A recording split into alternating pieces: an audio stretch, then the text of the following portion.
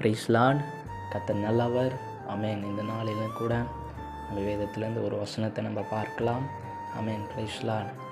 வேதத்தில் சொல்லப்பட்டிருக்கிறது 1 பேதுரு 5ஆம் அதிகாரம் 7ஆம் வசனத்தில் சொல்லப்பட்டிருக்கிறது, அவர் உங்களை விசாரிக்கிறவரானபடியால் உங்கள் கவலைகள் எல்லாம் அவர் மேல் வைத்து விடுங்கள். ஆமென். இன்றைக்கும் கூட இந்த உலகத்தில் என்னை விசாரிக்க யாரும் இல்லை என்று சொல்லி கலங்கி கொண்டிருக்கீங்களா? ஐயோ, என் குடும்பத்தை விசாரிக்க யார் இல்லை, என்னை விசாரிக்க யார் இல்லைன்னு சொல்லிட்டு ஒரு வேளை தேவ பிள்ளைகளை நீங்கள் கலங்கி கொண்டிருக்கலாம். ஏசப்பா உங்களை விசாரிக்கிறார் என்று சொல்லி பைபிளில் சொல்லப்பட்டிருக்கிறார். அவர் உங்களை விசாரிக்கிற தெய்வமாக ஒருவர் இருக்கிறாருங்க. அவர் தான் இயேசு கிறிஸ்துவானவர்.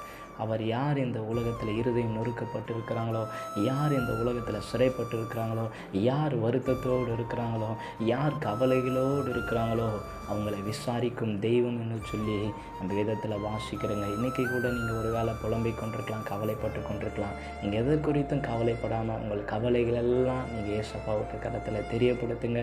அவருடைய துக்கங்களை சந்தோஷமாய் மாற்றுவாராக.